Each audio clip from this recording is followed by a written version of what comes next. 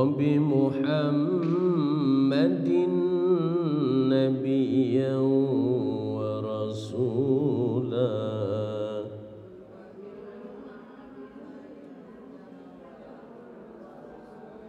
وبالقرآن إماما وحكما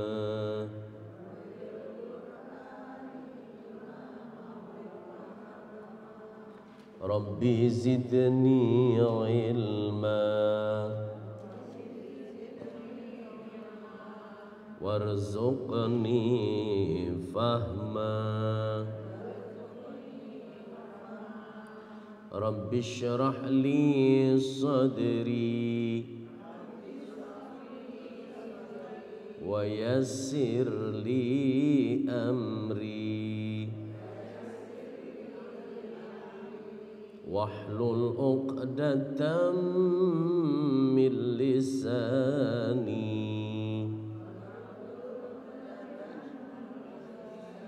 يفقه قولي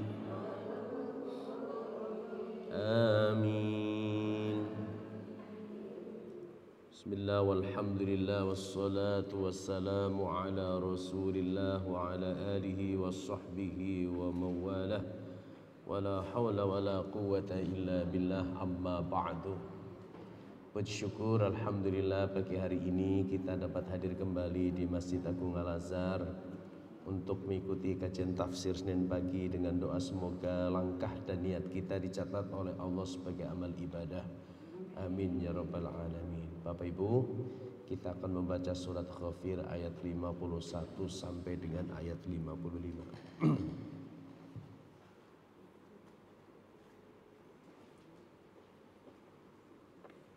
Dakmu.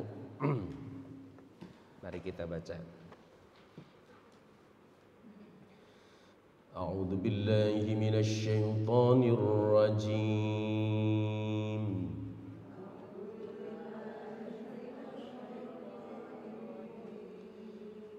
Bismillahirrahmanirrahim.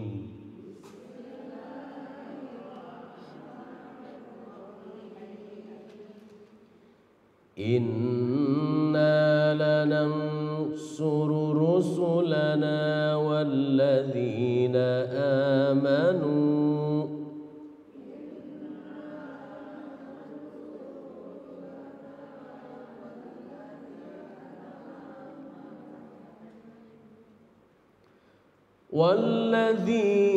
amanu fil hayatid dunya wa yawma yaqumul ashhad.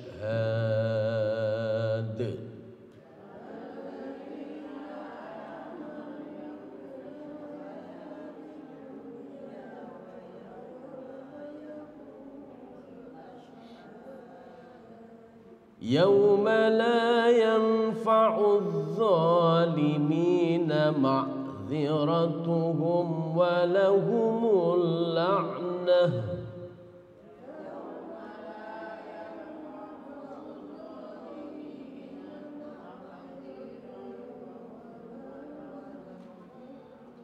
walahumul la'natu walahum su'ud dar.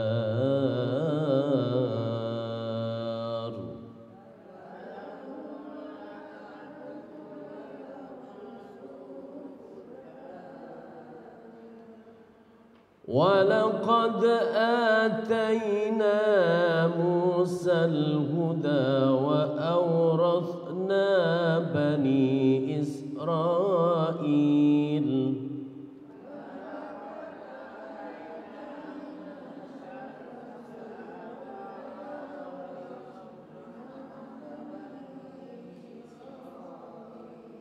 وأورثنا بني إسرائيل الكتاب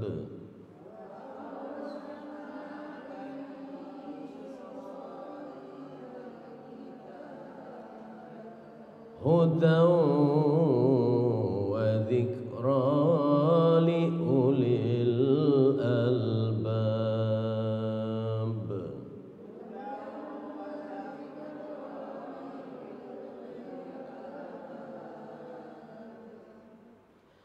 Fasbir inna wa'dallahi haqq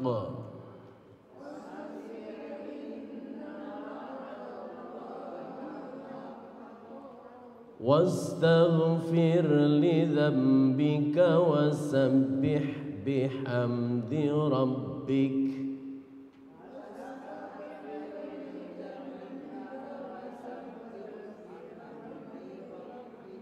wasabbih bihamdi rabbika bil ashyi wal ibkar.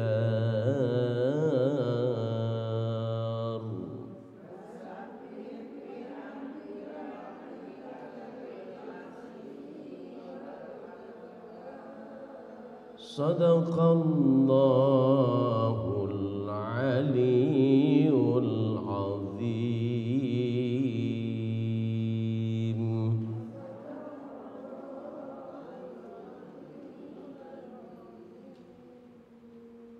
Bismillahirrahmanirrahim. Tafsir surat Ghafir ayat 51 sampai dengan ayat 55. Bapak sekalian, ayat-ayat sebelumnya sudah menjelaskan bagaimana dakwah para nabi dan rasul. Dakwahnya ada yang menerima dan banyak di antara kaumnya menolak. Yang dicontohkan di surat ini siapa? Nabi Musa alaihissalam. Lalu Allah bilang kepada Nabi Muhammad,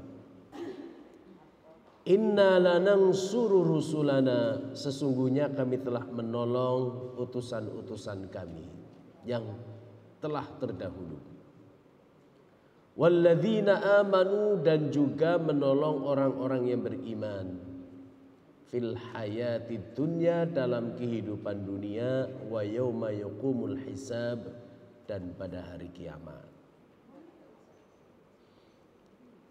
Rasulullah ketika berdakwah mayoritas di Mekah itu menolak. Begitu kan ya? Sehingga segala upaya mereka lakukan bagaimana agar dakwah Nabi itu terhenti.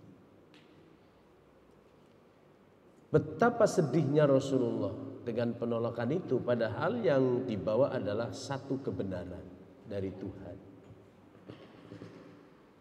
Tapi ancaman-ancaman yang orang-orang kafir Quraisy kemudian lakukan kepada diri Nabi, nggak ada yang berhasil. Gitu.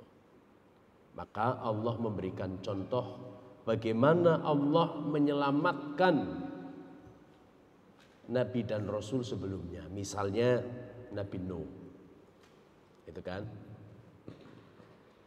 Nabi Nuh. Berapa tahun dakwahnya? 950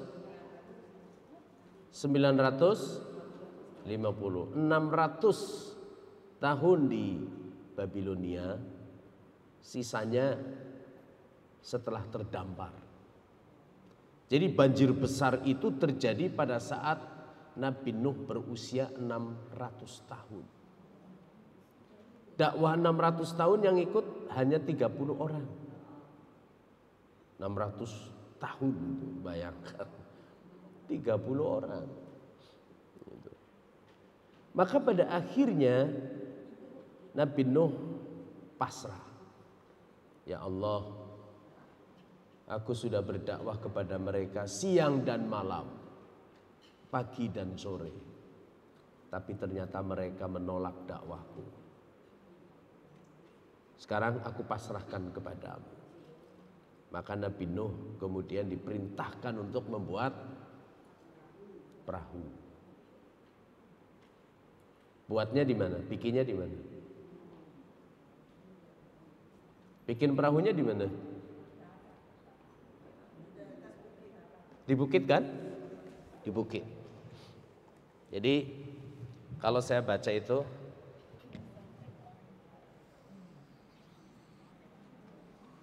nah, ini laut, gitu kan? Nah, disinilah perahu Nabi Nuh dibikin.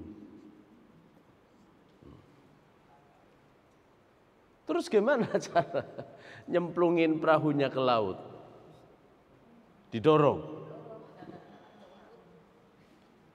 Ini ketinggiannya ke sini itu 500 meter.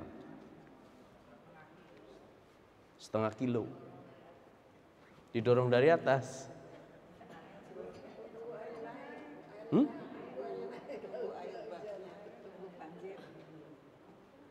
Saat itu kaumnya Nabi Nuh nggak berpikir bahwa nanti akan ada air setinggi itu, gitu kan? Nah, wah kira-kira gitu tuh, gitu kan? Maka Allah bilang, ya sudah kalau begitu bikinlah bahtera sesuai dengan bimbinganku. Lah, di situ memang ada hutan. Ada hutan enggak? Enggak ada. Yang ada alas roban ya.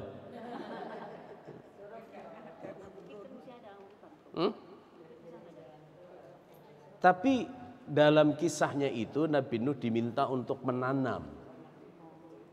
Gitu. Lah, nanam pohonnya kan bukan hanya satu. Mungkin ini pohonnya bukan pohon jati tapi pohon besi. Ada kan ya? Ada kan? Pohon besi yang lebih kuat gitu. Maka ditanam. Begitu tanam kemudian besar-besar ditebang, bikinlah ini perahu. Perahunya itu berlantai 3. Berlantai 3.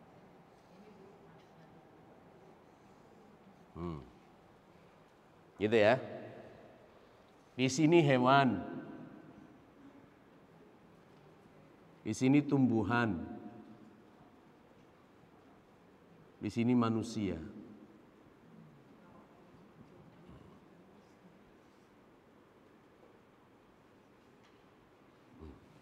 Gitu. Jadi di bawah itu untuk hewan, di tengah untuk tumbuhan, di atas untuk manusia. Nah, ketika membuat bahtera semacam itu, tentu saja kan orang pada bingung. Gitu kan? Masa bikin perahu di bukit? Gitu kan ya? Pada umumnya kan orang bikin perahu ya di sini. Di sini. Gitu kan? Di pantai. Kalau di sini wajar, tinggal dorong saja. Maka kaumnya mentertawakan gitu. Ini orang gila kali ya. Bikin perahu di bukit. Bukan hanya sekedar mencemooh, tapi menghina. Caranya gimana menghinanya itu? Buang air besarnya di perahunya Nabi Nuh. Buang besar tiap hari itu. Tiap hari. Sampai akhirnya bikin perahunya berhenti. Nabi Nuh sabar, biarin aja lah gitu ya. Biarin aja. Karena mau dilanjutkan nggak mungkin, banyak kotoran manusia kan. Sehingga satu hari ada orang buta. Orang buta mau pup di situ. Kan berarti kan meraba-raba tuh. Ternyata kepleset nyemplung. Nyemplung tuh, gitu kan? Ketika nyemplung begitu banyak kotoran manusia gitu kan? Dia mau berenang nggak bisa tuh, udah dalam gitu kan? Akhirnya ditolong. Di sini udah penuh dengan kotoran manusia. Begitu ditolong, diangkat, kemudian dimandikan. Mata yang buta sejak lahir bisa melihat. Bisa melihat. Dengan terkena kotoran manusia yang ada di kapal Nabi Nuh. Hari berikutnya ada orang pincang begini. Gitu kan. Mau pup di situ. Kepleset jatuh juga. Begitu diangkat, jalannya nggak gini-gini lagi, lurus. Semua orang yang sakit masuk ke dalam itu lalu jatuh, sembuh. Akhirnya orang punya kesimpulan, kotoran manusia yang ada di kapalnya Nabi Nuh itu obat segala penyakit. Obat segala sakit mah, batuk. Sampai akhirnya habis, bersih kembali itu. Bersih lagi. Nah, akhirnya Nabi Nuh melanjutkan bikin perahu ini. Maka satu ketika sudah jadi, hewan-hewan itu pada masuk nih. Lewat sini tangga, masuk. Nabi Nuh dibantu oleh orang beriman, tumbuh-tumbuhan di sini. Sehingga pada saatnya sudah mulai mau turun hujan, orang semuanya udah naik nih. Udah naik. Dari atas. Gitu. Akhirnya ternyata benar-benar tuh air sampai di sini. Air. Bahkan semakin naik. Nabi Nuh memanggil anaknya tuh yang pertama, Kan'an, bersama istrinya. Ayo naik segera gitu. Nggak mau, gitu kan? Nggak mau. Saya mau naik pohon gitu katanya. Naik pohon, di sini ada pohon yang tinggi gitu kan? Ternyata kelelep juga. Saya mau naik gunung di sini. Ternyata kelelep juga. Nabi Nuh diselamatkan oleh Allah dengan perahu. Tapi persoalannya perahu itu mau kemana? Gitu kan ya? Tujuannya kemana? Mau ke Tegal masa? Nggak mungkin. Inilah doa Nabi Nuh. Rabbi anzilni munzalan mubarakan wa anta khairul munzilin. Ya Tuhanku, tempatkanlah aku pada tempat yang diberkahi dan Engkau adalah sebaik-baik pemberi tempat. Ini doa kalau Bapak dan Ibu punya rumah baru atau mau pindah rumah. Itu doanya tuh. Agar rumahnya diberikan keberkahan oleh Allah. Gitu ya. Maka akhirnya Nabi Nuh pun terdampar. Di mana yang kemarin saya sampaikan? Di Jabal Judi. Kalau dalam Al-Quran bilangnya Jabal Judi. Tapi kalau dalam ensiklopedia itu namanya Jabal Ararat. Ararat Mountain. Ararat Mountain. Itu ada di Armenia. Armenia. Dekat dengan Turki.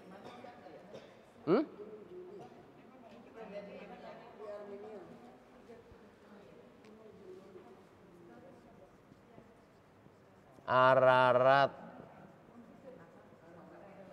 Mountain, atau kalau bahasa Al-Quran Jabal Judi.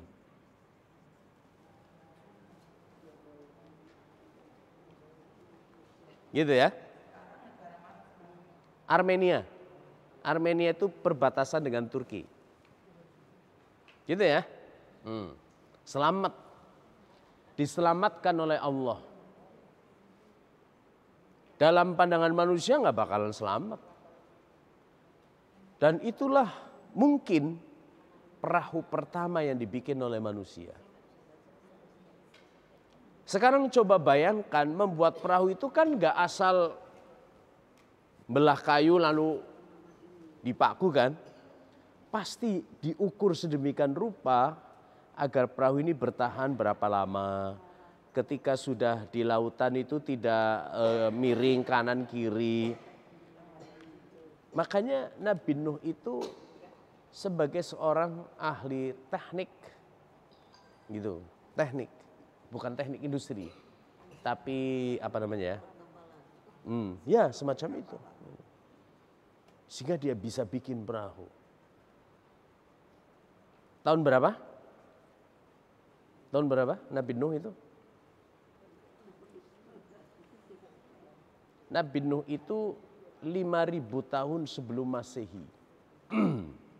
Berarti 7.000 tahun yang lalu. Gitu. sudah ada kapal, meskipun itu nggak pakai mesin, gitu kan? Nggak pakai mesin. Kapal ini terombang-ambing, itu terombang-ambing, luar biasa. Selamat dia, Nabi Nuh selamat. Begitu pula Nabi Ibrahim. Logika manusia ketika dibakar itu udah pasti mati kan? Pasti mati, apalagi itu kayunya segunung. Ngelemparin Nabi Ibrahim aja pakainya ketepel panjang loh. Hus gitu kan. Karena nggak mungkin ditaruh nggak. Gitu. Ya kan? Maka sebelum Nabi Ibrahim itu masuk ke dalam api, Nabi Ibrahim doanya ini nih.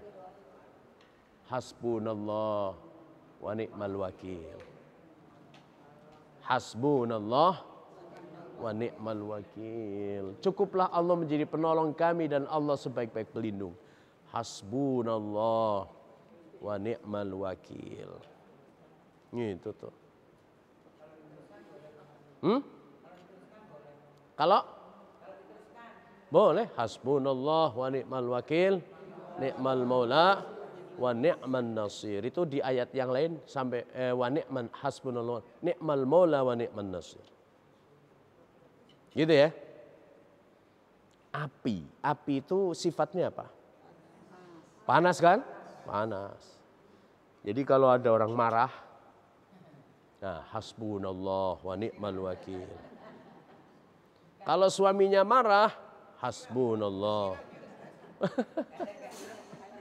Karena begitu Nabi Ibrahim hasbunallah wa ni'mal wakil ni'mal maula wa ni'man nasir, apa kata Allah? Diijabah apa enggak? Ya naru, api, kuni jadilah kamu bardan, dingin. Wassalaman ala Ibrahim, dingin bagi Ibrahim dan selamatkan Ibrahim. Tapi panas bagi yang lain. Gitu ya. Ini suami kok marah-marah mulu gitu kan. Hasbunallah wa ni'mal wakil. Jadi adem gitu. Ini serius loh ya. Orang marah kan panas kan. Wajahnya merah gitu. Apalagi misalnya di jalan ada penjahat gitu kan. Hasbunallah wa ni'mal wakil. Ni'mal maula. Ada anak marah sama orang tua. Melawan. Hasbunallah wa ni'mal wakil, ni'mal maula. Ada cucu kalau dibilangin kok ngeyel. Hasbunallah wa ni'mal wakil, ni'mal maula wa ni'man nasir. Selamat Nabi Ibrahim.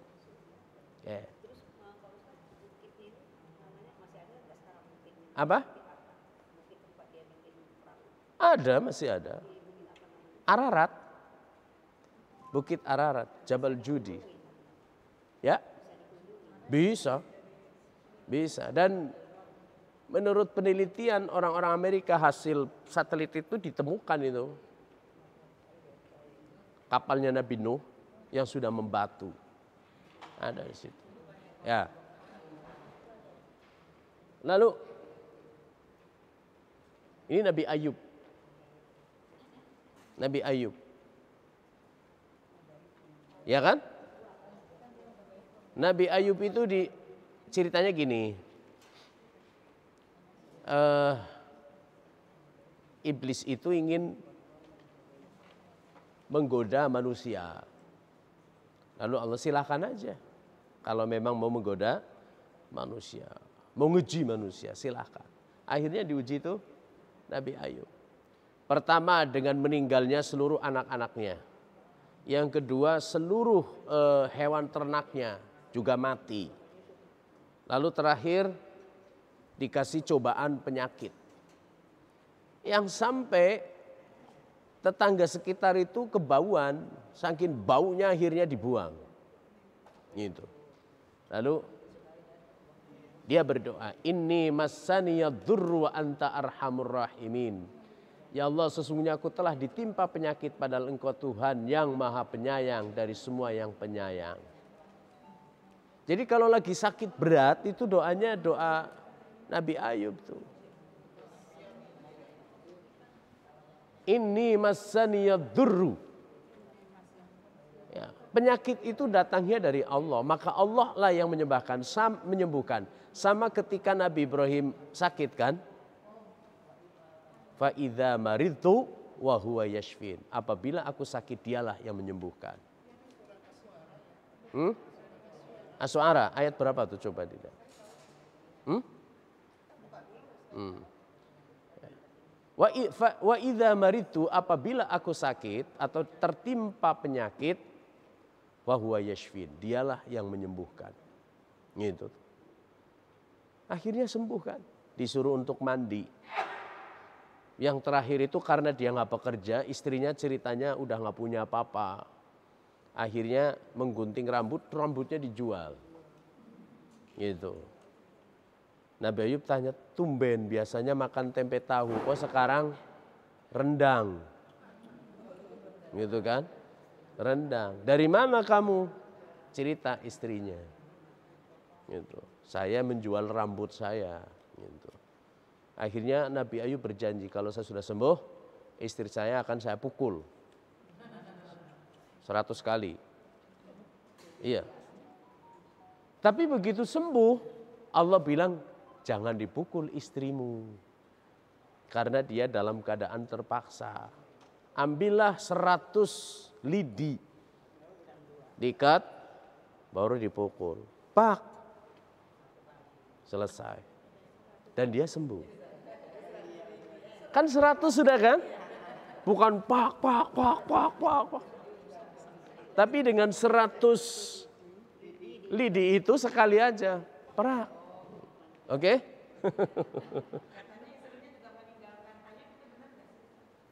Iya, gitu kan. Tapi tidak meninggalkan begitu saja, enggak. Gitu. Karena sudah mau putus asa, akhirnya itu jual rambut. Belilah rendang itu, gitu kan. Enggak juga. Oke. Lalu Nabi Yunus, ya kan, meskipun Allah marah karena dia meninggalkan Ninawa sebelum waktunya, akhirnya dia pergi tanpa seizin Allah, naik kapal lalu dibuang karena kapalnya mau tenggelam, akhirnya diterima oleh ikan yang besar lalu dimakan. Dimakan. Kira-kira kalau di perut ikan gelap apa gelap? Oh, gelap. Udah gelap, bau anyir.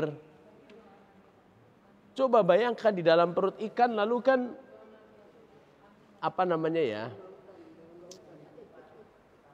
setelah sampai di lambung itu kan diproses kan. Makanya ketika Nabi Yunus itu keluar dari ikan itu telanjang. Gitu. Telanjang.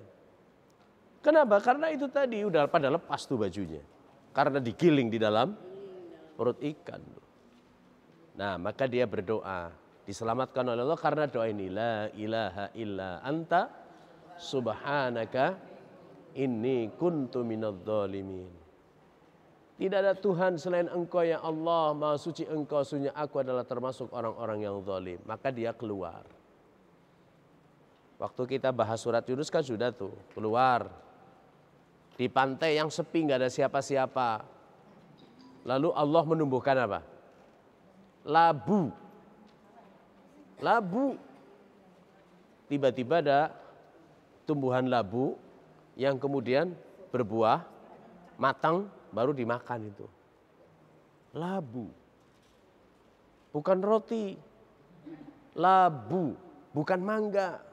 Kalau mangga susah meneknya gimana lu? Ya kan? Kalau labu kan merembet di tanah, lalu dia pecah, dia makan. Setelah itulah dia pingsan. Baru ditemukan sama orang. Ditanya, lu dari mana? Waduh, saya dari Ninawa. Jauh amat. Akhirnya balik lagi tuh. Diperintahkan Allah balik maning. Kon lu nggak ora izin gitu kan. Pergi begitu saja nggak izin. Balik. Akhirnya balik. Begitu balik ternyata kaumnya sudah beriman. Gitu ya. Nabi Yunus, Nabi Musa, gitu kan? Ketika Nabi Musa sudah membawa Bani Israel, lalu sudah mentok ke lautan, Nabi Musa berdoa tuh, Rabbi najjini minal qaumiz zalimin. Asa Rabbi ayyahdiyani sawa as-sabil. Ya Allah, selamatkanlah aku dari orang-orang zalim itu. Mudah-mudahan Tuhanku memimpinku ke jalan yang benar. Selamat apa enggak? Selamat. Selamat. Selamat. Gitu ya. Begitu pula Nabi Muhammad.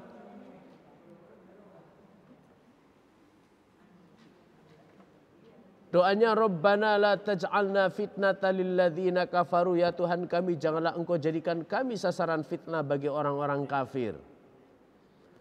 Bayangkan pada saat mau hijrah Rasulullah itu sudah mau dibunuh tuh. Rumahnya sudah dikelilingi oleh pemuda-pemuda kafir Quraisy. Gitu kan? Dikelilingi oleh orang-orang Quraisy, pemuda-pemuda Quraisy. Tapi entah kenapa kemudian para pemuda Quraisy itu di tengah malam tertidur. Sehingga ketika Rasulullah keluar dari rumah, mereka nggak melihat. Gitu. Lalu berada di Jabal Sur. Jabal Sur. Di Jabal Sur 3 hari selamat meskipun orang kafir sudah mendekati goa. Turun.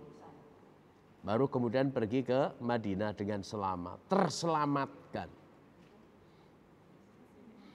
Rasulullah juga terselamatkan dari makanan yang diracun oleh wanita Yahudi yang bernama Zainab Al-Harith.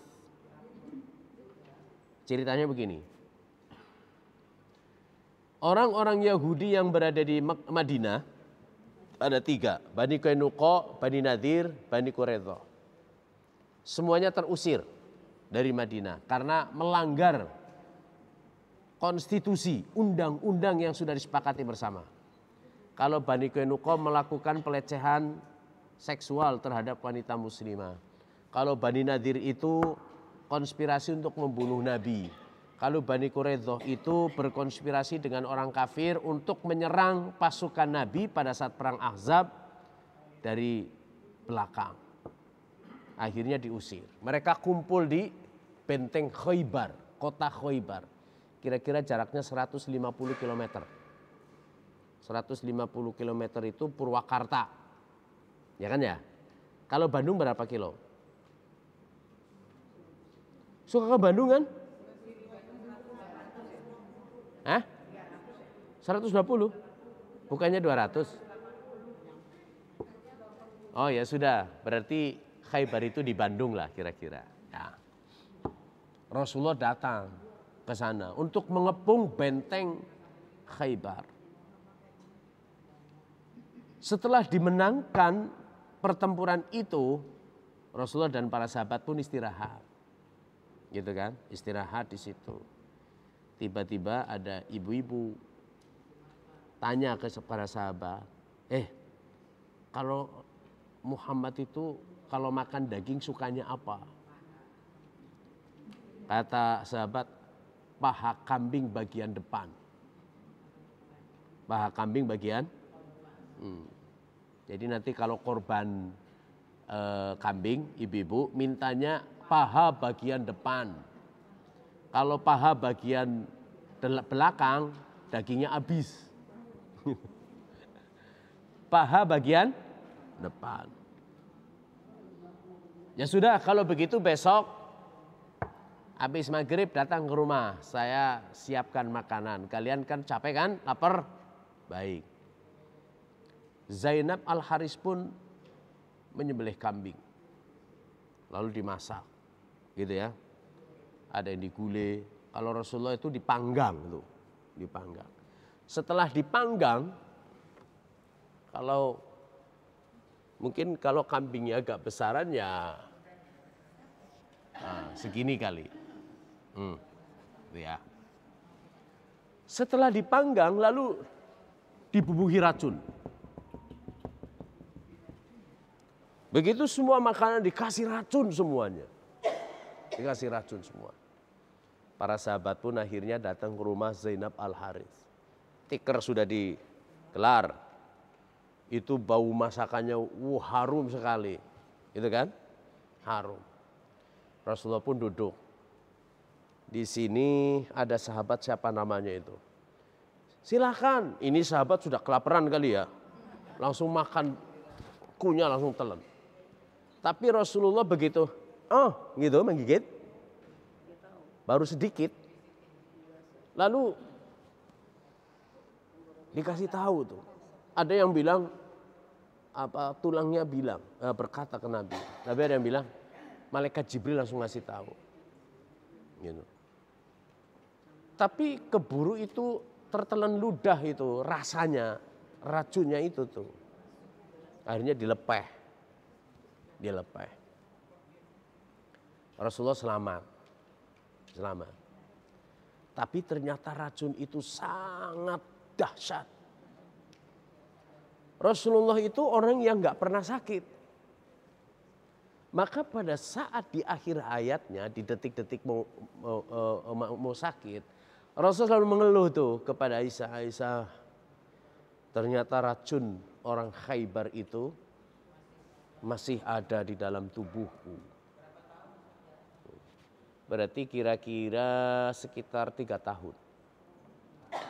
Karena diracunnya tahun ke-7, meninggalnya tahun ke-10 kan? 3-4 tahun.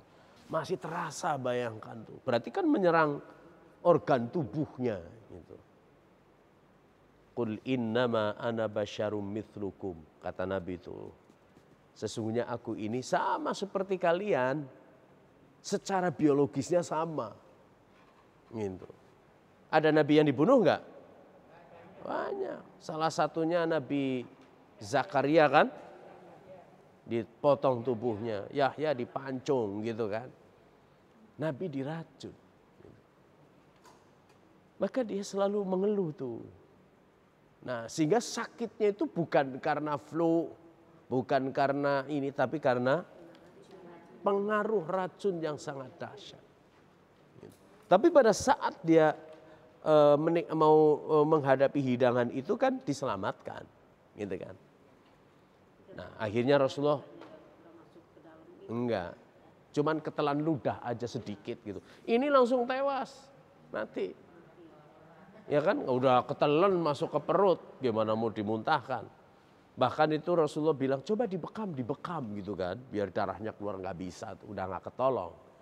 Akhirnya ditanya, sini Zainab. Kenapa kamu melakukan itu? Jawabnya apa? Saya hanya ingin mengetes. Kamu ini raja apa nabi? Kalau raja kamu sudah tewas. Nih buktinya sahabatmu. Tapi kalau Rasul enggak. Ternyata engkau Rasul. Baca 2 kalimat syahadat itu. Masuk Islam. Setelah masuk Islam dibebaskan, serahkan ke keluarganya. Tapi keluarganya kan keburu malu. Akhirnya dihukum mati sama keluarganya. Iya. Zainab Al-Harits itu dia karena merasa suaminya terbunuh dalam perang itu sehingga ingin balas dendam dengan cara begitu. Ya, itu Allah akan menyelamatkan Nabi dan orang-orang beriman di dunia dan di akhirat. Maka kata Allah, nahnu awliya'ukum fil hayatid dunya wa fil akhirah. Gitu.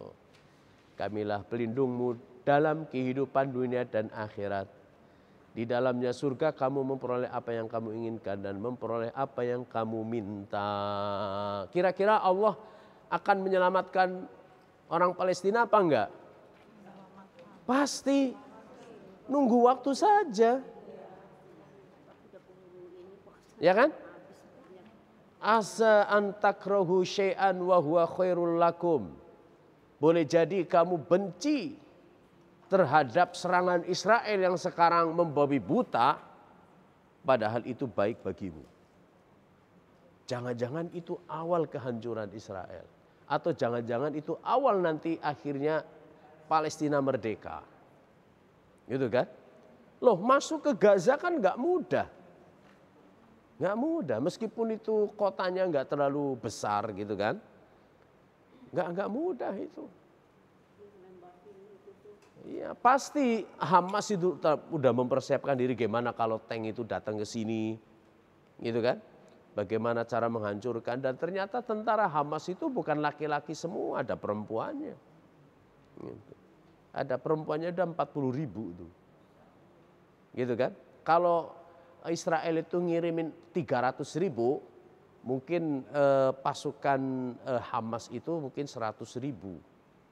Gitu, 100.000-an. Gitu kan? Kitanya aja yang lihatnya ngeri gitu. Padahal di sana enggak takut. Enggak. Ngirim pasukan ke sana kan enggak mudah. Mau lewat mana? Mau lewat enggak bisa. Enggak, itu hoax. Gitu. Hoax. Gitu ya. Iya, tapi hoax itu saya juga baca. Gitu ya. Pasti akan diselamatkan oleh Allah, tinggal nunggu waktu saja. Gitu ya. Coba Indonesia dijajah, lalu terselamatkan dari penjajah, itu karena kesabaran. Gitu kan?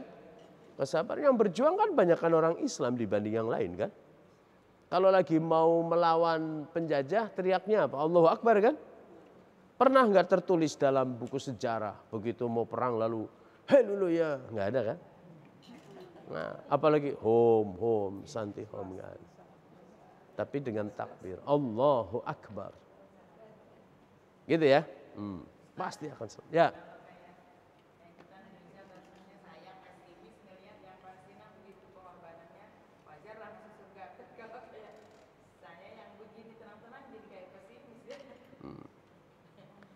Ya caranya mendoakan. Allahumma ansur. Gitu kan? Allahumma ansur apa? Ikhwananal muslimina fi Palestin. Saudara-saudara kami di Palestina. Gitu. Wa ahlikil kafarata wadh dhalimin. Hancurkan orang kafir dan orang zalim. Min Israilin adz-dhalimin al-ghasibin. Dari orang-orang Israel yang berbuat zalim dan ghasab. Ghasab itu merebut milik orang. Itu kan tanahnya orang Palestina kan? Tapi direbut. Kemarin saya lagi sholat Jumat, orang lagi azan tembak. Ya boleh jadi. Peristiwa itu luar biasa. Rumah sakit aja dibom, gereja jadi bom, masjid juga dibom. Berarti kan sudah membabi buta. Itu kan ya? Ditembak sama dia menara. Iya. Oke. Kapan pertolongan itu datang? Yauma la yanfa'udz zalimina ma'dziratuhum walahumul la'natu walahum su'uddar. Yaitu hari ketika permintaan maaf tidak berguna bagi orang-orang zalim dan mereka mendapat laknat dan tempat tinggal yang buruk. Itu. Pertolongan itu akan datang pada hari kiamat dan di dunia ini, gitu ya. Pada saat orang zalim itu sudah tidak punya lagi kesempatan untuk bertaubat, untuk meminta maaf, memohon ampunan kepada Allah. Enggak mungkin dia akan mendapatkan pertolongan. Di ayat yang lain, yauma la yanfa'u malun wala banun illa man atallaha biqalbin salim. Gitu. Jadi pada hari itu, di hari kiamat, itu sudah tidak, enggak usah hari kiamat lah, terlalu jauh. Gitu ya. Pada saat sakaratul maut. Ada orang misalnya lagi sakaratul maut, di sampingnya itu emas 2 kilo. Atau tabungannya berjejer situ, rekeningnya ya triliunan misalnya. Atau anak-anak yang dibanggakannya itu lagi duduk nungguin. Manfaat apa enggak? Enggak. Gitu. Enggak bermanfaat sedikit pun, enggak ada artinya, enggak ada artinya sama sekali, gitu ya. Tapi bagi orang-orang beriman itu pasti akan mendapatkan pertolongan, pasti. Yang sering saya sampaikan itu kasih sinyal dulu, gitu ya, dikasih sinyal. perasaannya kok kayaknya saya sudah mau mati ya gitu. Lalu termotivasi, kalau begitu saya mau bertaubat. Itu begitu tuh. Jadi nggak dibiarkan saja orang beriman itu meninggal dunia. Enggak, tapi dikasih sinyal. Sekarang sudah dikasih sinyal apa belum? Ya sudahlah. Rambut yang sudah memutih gitu kan. Badan yang sudah mulai sakit-sakitan gitu. Matanya udah lamur, itu tanda. Jadi kecerdasan orang beriman itu bisa membaca tanda gitu. Kalau nggak bisa baca tanda itu berbahaya. Kenapa? Karena duitnya kebanyakan sehingga lalai gitu. Sehingga lalai gitu ya. Kemudian di ayat 53 kembali lagi kepada Nabi Musa. Walaqad ataina Musal huda wa awrathna bani Israilal kitab. Dan sungguh kami telah memberikan petunjuk kepada Musa dan mewariskan kitab Taurat kepada Bani Israel. Apa yang diwariskan? Alkitab. Tentunya bukan kitabnya tapi isinya sebagai panduan hidup. Gitu kan ya? Sebagai panduan hidup. Kalau kita umat Islam diwarisi oleh Rasulullah itu dengan Al-Quran sebagai panduan hidup. Gitu. Kalau dalam Al-Quran itu wa anzalna ilaikum nuram mubina, dan kami turunkan kepadamu cahaya yang terang benderang, yaitu Al-Quran. Coba misalnya kalau kita lagi mati lampu, gak bisa kemana-mana kan? Ke dapur meraba-raba karena gelap. Gelap, maka dibutuhkan cahaya. Kita juga begitu. Kenapa kita hidup ini merasa terang gitu kan? Damai, itu karena ada lampu, nur, cahaya. Apa itu? Al-Quran. Gitu. Kamu kalau resah gelisah, ini caranya. Kalau kamu ini tadi ya sakit, ini doanya. Kalau kamu punya ahli waris, ini caranya. Kalau kamu mau menikah, ini caranya. Itu semuanya ada. Kalau kamu mau pilih pemimpin, ini caranya. Semuanya ada di dalam Al-Quran. Tinggal mau mengikuti apa enggak. Nah, kitab Taurat yang diwariskan oleh Nabi Musa kepada Bani Israel itu yang paling penting dengan 10 perintahnya. Gitu ya, 10 perintahnya. Yang pertama, jangan melakukan kemusyrikan, menyembah Tuhan selain Allah. Gitu ya. Menyembah Tuhan selain Allah. Atau menyembah sesuatu selain Allah. Menyekutukan Dia. Gitu. Kalau dulu nyembahnya berhala, patung. Kalau sekarang menyembahnya bisa kedudukan, bisa kekuasaan, gitu kan? Bisa saja. Yang kedua, jangan menyebut nama Tuhan dengan tidak hormat. Saya pernah ditanya, Pak Ustadz, bagaimana kalau orang mengucapkan kalimat la ilaha illallah itu dengan illallah, la ilaha illallah, la ilaha illallah, la ilaha illallah, gitu kan? Saya bilang di dalam 10 perintah Allah atau di dalam Al-Quran disebutkan itu, kalau mau menyebut nama Allah itu dengan khaufa wa tama'a, dengan rasa takut dan penuh dengan harapan. La ilaha illallah, la ilaha illallah. Yang nanya namanya Pak Umar. Pak Umar mau nggak kalau disebut Umar? Beda dengan menyebutnya Umar, gitu kan? Umar. Gitu ya. Lalu yang ketiga, sucikan hari Tuhan. Maksudnya hari di mana mereka beribadah, hari Sabtu. Kalau hari Sabtu enggak boleh melakukan apapun kecuali beribadah. Karena disucikan hari itu. Tapi mereka kan akhirnya dikutuk menjadi apa? Monyet kan? Karena mestinya hari itu beribadah, ternyata enggak beribadah. Cari ikan di laut. Akhirnya dikutuk oleh Allah. Yang keempat, hormatilah ayah dan ibumu. Ibu dan ayahmu. Itu di dalam kitab Taurat. Gitu kan? Kitab Taurat. Hormati ayah dan ibu itu ketika mereka masih hidup. Kalau sudah mati mau gimana? Paling mendoakan aja kan. Maka kita menyesal kenapa dulu nggak begini sama ayah dan ibuku. Menyesalnya kalau sudah mati. Gitu kan? Menyesalnya sudah mati. Kadang-kadang ibu-ibu bilang kalau anaknya itu nggak ini ya. Kamu nanti akan menyesal kalau aku sudah nggak ada. Paling kita bisa menyebut itu tuh. Kamu akan menyesal kalau aku sudah nggak ada. Saya biasanya sekalian waktu ibu saya masih hidup.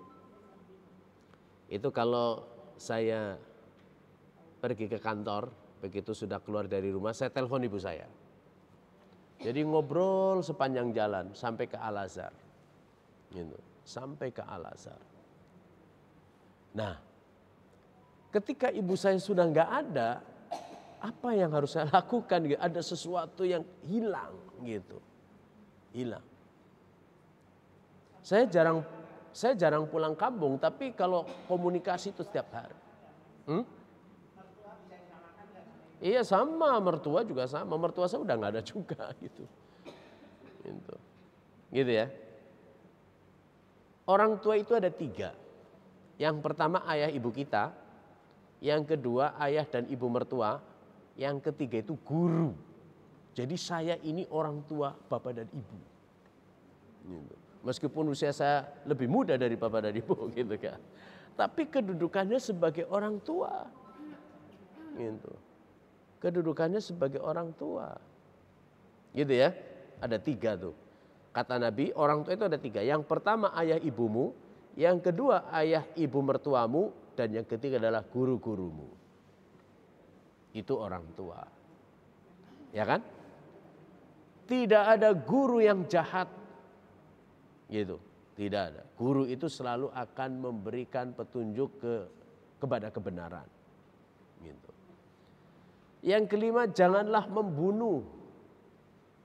Masya Allah, sekarang ya.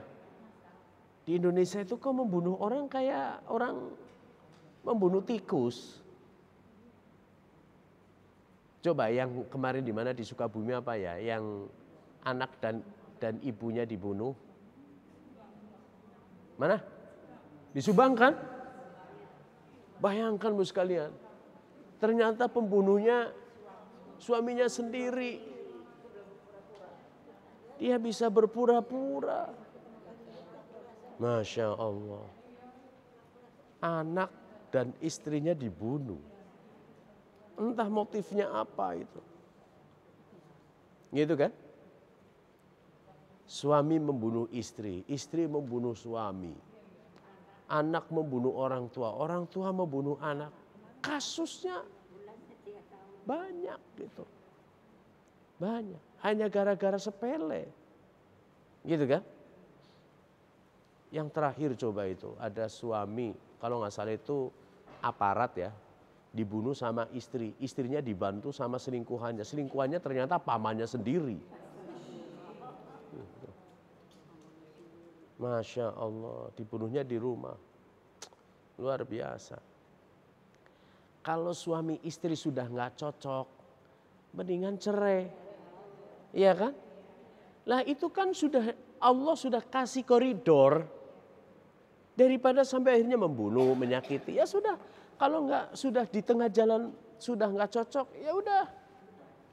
Itu jalan yang terbaik. Gitu kan? Jalan yang terbaik. Meskipun sesuatu yang halal tapi dibenci Allah, Tapi itulah jalan yang terbaik yang Allah berikan. Gitu kan? Daripada nanti menyakiti sampai akhirnya membunuh anaknya, kasihan. Yang satu nggak ada, orang tua yang satu di penjara. Lah anaknya mau ngapain? Gitu kan? Jadi bercerai itu halal hukumnya. Gitu, halal. Ketika di tengah jalan sudah tidak bisa terbina kembali, ya sudah. Allah memberikan jalan keluar. Itu kerannya tuh dibuka. Dibuka. Jadi cerai itu bukan sesuatu yang aib. Aib. Bukan. Bukan. Itu jalan yang terbaik ketika dalam kehidupan rumah tangga sudah tidak bisa diperbaiki lagi. Jadi bukan aib, kita aja perasaannya. Gitu kan ya. Tapi bukan dikit-dikit pengen cerai, dikit-dikit pengen cerai. Gitu. Ya nggak begitu. Itu kalau sudah upaya terakhir dilakukan ternyata gagal, itulah jalan keluarnya. Ya, jalan keluarnya. Jadi untuk kebaikan, Allah sudah memberikan jalan itu. Jalan. Gitu ya Bu? Oke. Lalu jangan berzina. Wah sekarang Masya Allah luar biasa. Gitu kan? Yang namanya perzinahan itu bisa terjadi di mana-mana. Gitu ya? Apakah itu dalam kehidupan rumah tangga lalu berselingkuh? Coba kalau misalnya ada ini ya, surveinya jangan politik mulu. Gitu. Ya kan? Tapi survei tentang perselingkuhan dalam keluarga itu kira-kira berapa tuh? Bayangkan ketika dalam berita misalnya di satu kota 50% anak pelajar sudah pernah mengalami hubungan seksual. Itu apa yang terjadi? Iya kan? Dahsyat itu. Dahsyat. Jangan mencuri. Mencuri itu kan bukan hanya mencuri sendal. Korupsi. Gitu. Korupsi. Jangan mencuri itu. Jangan bersaksi dusta tentang sesamamu. Bersaksi dusta ketika datang. Apakah benar? Iya. Gitu. MK itu hanya untuk memutuskan boleh nggak usia 40 itu dirubah menjadi 35. Nggak boleh, tapi nambah dia. Nah tambahannya itu yang menjadi konflik. Gitu kan? Akhirnya memuluskan ponakannya dewek. Gitu. Sekarang sudah sah itu menjadi calon presiden. Calon presiden, calon wakil presiden. Gitu ya. Tentu saja rakyat Indonesia sudah tahulah mana pilihan yang terbaik. Gitu ya. Jangan-jangan yang ya iya kan diragukan. Katanya sudah berpengalaman. Jadinya saja itu bukan karena kemampuan tapi karena anaknya Pak Presiden. Kalau gitu Mas saya juga bisa tuh. Atau jangan-jangan saya lebih bagus itu kalau jadi. Gitu ya. Tuh, jangan mengingini istri sesamamu. Enggak boleh. Gitu. Istri tetangga maksudnya. Ya. Ini sebetulnya bukan kepada si laki-laki saja, perempuannya juga jangan genit dong. Gitu ya. Jangan menarik perhatian tetangga dong. Harus menjaga diri. Gitu. Itu terjadi karena iya gitu. Ya. Jangan menginginkan milik orang lain dengan cara tidak adil. Gitu. Dengan secara tidak baik. Gitu. Kepengin biasanya gini. Kalau ada tetangga kita beli mobil baru, Masya Allah mobilnya baru. Akhirnya muncul hasad, iri. Itu nggak boleh. Itu ada di dalam 10 perintah yang diterima oleh Nabi Musa. Ya, Ten Commandment. Nah, maka kitab suci itu di ayat berikutnya dibilang nih. Hudaw wa dzikra li ulil albab. Untuk menjadi petunjuk dan peringatan bagi orang-orang yang berpikiran sehat. Ulul albab itu berpikiran sehat atau berakal. Gitu. Akal sehat itu albab. Nah, di ayat 55 Allah berfirman, fasbir, maka bersabarlah kamu. Inna wa'dallahi haq, sesungguhnya janji Allah itu benar. Hak. Gitu ya, hak. Wastaghfir li dzambik, dan mohonlah ampun atas dosa-dosamu. Dengan cara apa? Wasabbih bihamdi rabbik, dan bertasbihlah seraya memuji Tuhanmu. Bil asyyi wal ibkar, di waktu petang dan di waktu pagi. Gitu. Sabar. Sabar itu artinya bukan pasif. Diem aja, enggak. Sabar karena ekonominya lagi sulit. Bukan berarti diem, tapi cari jalan lain agar kita dapat uang. Sabar untuk mencari uangnya yang halal apa yang haram. Itu sabar. Kalau sudah dapat uang, sabar untuk menggunakannya. Gitu kan? Sabar untuk menggunakannya. Begitu dapat uang 500.000, mikirnya bagaimana saya beli kerudung yang baru ya. Saya kok rasa-rasanya kepengin sepatunya yang hak tinggi. Udah tua tuh. Fasbir.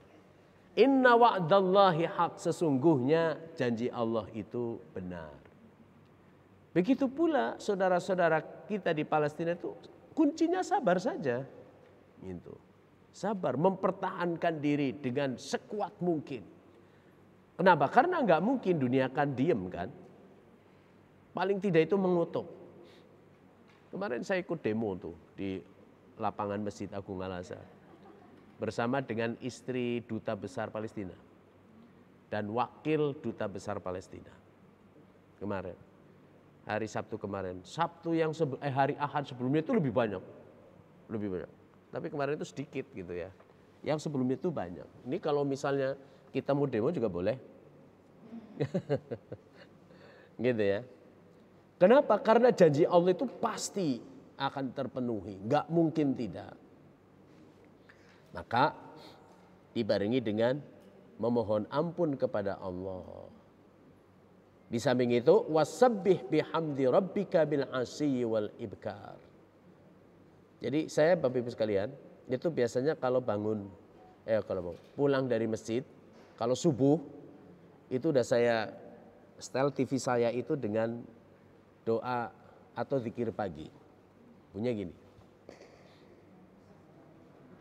Asbahna ala fitratil Islam wa kalimatil ikhlas wa ala dini nabiyyina Muhammad sallallahu alaihi wasallam wa ala millati abina Ibrahim hanifan muslima wa ma kana minal musyrikin. Lalu istighfar kubra. Allahumma anta rabbi la ilaha illa anta khalaqtani wa ana abduka wa ana ala ahdika wa wa'dika mastata'tu a'udzu bika min syarri ma sana'tu abu'u laka bi ni'matika alayya wa abu'u laka bi dzambi faghfirli fa innahu la yaghfiru dzunuba illa anta. Sudah dapat semua kan ya? Nah, itu diamalkan pagi dan sore. Pagi dan sore. Gitu ya. Kenapa pagi dan sore Bapak dan Ibu? Pagi mengawali kehidupan kita setiap hari. Sore kita mengakhiri siang hari dan akan memasuki malam hari. Ini istighfar kubro Bapak sekalian. Istighfar kubro, istighfar yang paling besar di antara istighfar yang lain. Gitu ya. Luar biasa nih. Jadi amalkan dua ini minimal ya, minimal nih. Dari asbahna alaf. Ini kalau pagi, kalau sore amsaina. Kalau pagi asbahna, kalau sore amsaina. Gitu. Kalau sore itu amsaina. Amsaina. Ini kalau sore hari. Kalau pagi hari asbahna. Lalu kesananya sama. Kalau pagi asbahna. Kalau sore amsaina. Gitu. Di waktu pagi kami berada di atas fitrah Allah. Di sore hari kami ada di atas fitrah Allah. Gitu. Dari zikir dan doa itu menjadi penting. Dan itulah yang akan menjadi kekuatan kita. Gitu kan? Menjadi kekuatan kita. Namanya zikir. Zikir itu artinya ingat. Ingatnya kepada siapa? Kepada pencipta kita. Gitu. Yang memberi rizki dan kehidupan kepada kita. Sehingga sekalian, kalau kita sering berzikir atau berdoa, lalu tiba-tiba ada persoalan yang kita hadapi pada saat zikir dan doa itu nggak malu. Nggak malu. Coba bayangkan orang nggak pernah ketemu sama kita, WA aja nggak. Tapi kalau lagi bikin status aktif. Tiba-tiba datang ke rumah kita, Assalamualaikum, saya mau pinjam uang. Gitu kan ya? Ya kita kan sebel kan? Nanya kabar enggak, WA enggak, lalu nyapa aja enggak, tiba-tiba datang ke rumah. Sama kita dengan Allah juga begitu. Kita enggak pernah ingat kepada Allah, tiba-tiba kita tertimpa musibah. Kita malu juga tuh. Malu. Kita juga begitu, enggak pernah ketemu dengan orang, tiba-tiba kita mau minta. Gitu kan? Mau minta pinjaman misalnya. Enggak bisa. Nah, tapi kalau kita sudah sering berdoa, sering berzikir kepada Allah, maka setiap persoalan yang baru yang muncul kepada kita, kita dengan mudahnya gitu untuk memohon ampun kepada Allah, minta pertolongan kepadanya. Baik, ada pertanyaan sampai di sini?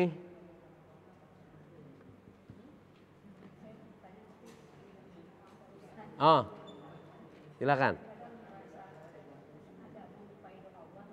Apa?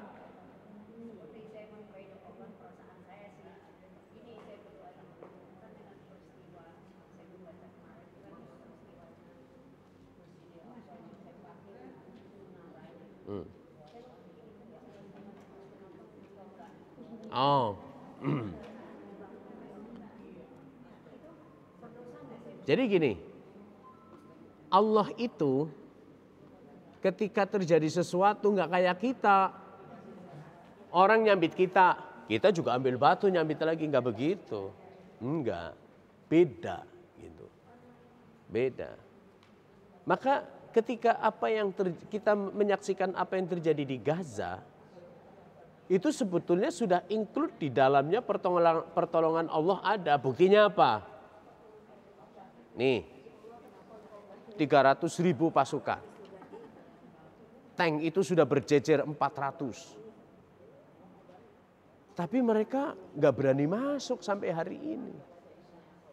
Nggak berani. Itu artinya pertolongan Allah sudah datang sebetulnya. Menjadikan orang ragu. Ya iya, nggak, cara kerjanya Allah itu nggak kayak gitu. Begitu tembak tank, kita pikirnya semoga itu yang nembak mati misalnya. Sama kayak kita dikecewakan orang misalnya kan, dikecewakan oleh orang. Semoga kamu begini, kan nggak tiba-tiba gitu kan. Mestinya kita kembali ke kita gitu. Kenapa sih saya diperlakukan seperti itu? Oh jangan-jangan gitu. Baliknya ke sini dulu. Gitu ya, baliknya ke sini dulu.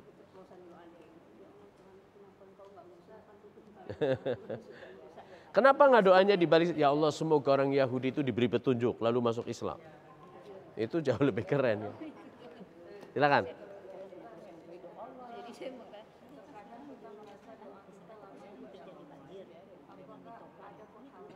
Oke. Nih. Ud'uni astajib lakum. Tadi sebut inna wa'dallahi haq, gitu kan? Berdoalah kepada aku, niscaya aku akan kabulkan. Janji Allah itu pasti benar. Doa itu pasti dikabulkan. Cuman Allah akan memberikan itu di timing yang tepat untuk kita. Gitu kan? Hari ini ya Allah, seandainya nanti bulan ini saya gajian itu ada tambahannya, dapat uang. Itu keinginan kita. Allah pasti akan mengabulkan, tapi sesuai dengan yang terbaik menurut Allah. Gitu kan? Coba, ada orang tua datang ke saya, Pak, saya sudah berdoa untuk anak saya, tapi sampai hari ini belum dapat jodoh. Gitu kan? Belum dapat jodoh. Saya bilang sabar dulu, Allah pasti akan memberikan jodohnya pada saat yang terbaik. Ada orang yang pernah ngaji sama saya, Bos sekalian. Itu dapat jodoh setelah usianya 36. Dapatnya duda. Dapatnya duda gitu. Kok saya dapatnya begini, Pak Ustadz? Itulah yang terbaik menurut Allah. Kalau ibu menikah dulu pada saat muda dengan dapat pemuda yang sama, jangan-jangan pernikahannya nggak seperti bahagia seperti saat sekarang ini. Gitu. Dijalani kehidupan berdua, tapi itulah gitu. Ada kemarin itu tetangga saya, usianya baru menginjak 20 tahun. Dapat suami itu usianya 50 tahun. Diam dulu.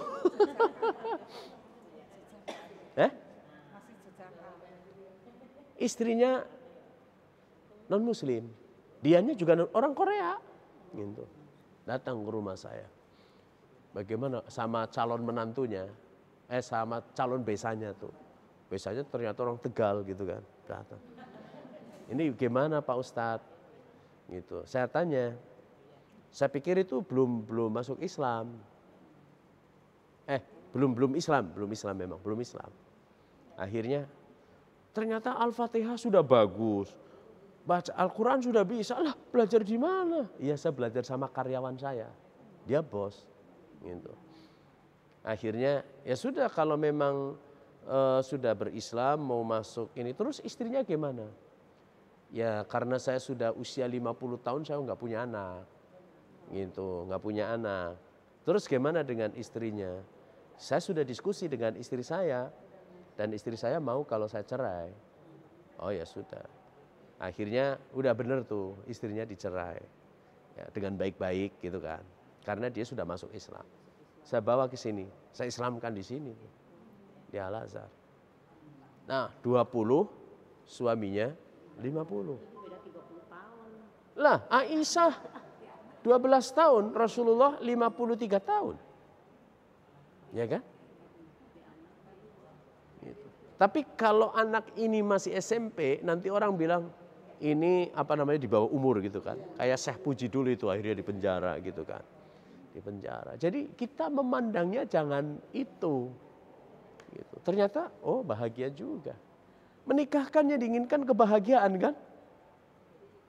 Tidak bisa memandang umur. Ada yang istrinya usianya lebih tua, ininya masih remaja gitu. Tapi itu. Karena yang diharapkan kan litaskunu ilaiha wa ja'ala bainakum mawaddata warahmah. Gitu ya. Jadi berdoa itu bukan berarti Allah nggak mengabulkan, tapi tunggu saatnya yang tepat untuk dirimu. Gitu ya.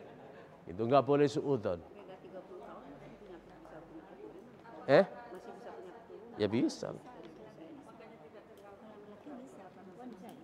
Kenapa? Karena dosa-dosa kita Ya bisa saja.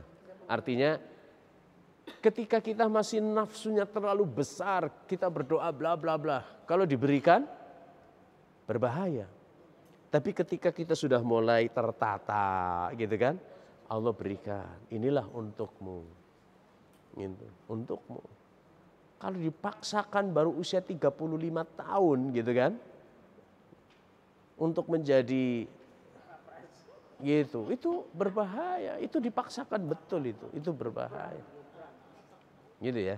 Jadi sambil menata hati, maka doa itu akan sampai pada saat yang terbaik untuk kita menurut Allah. Gitu ya.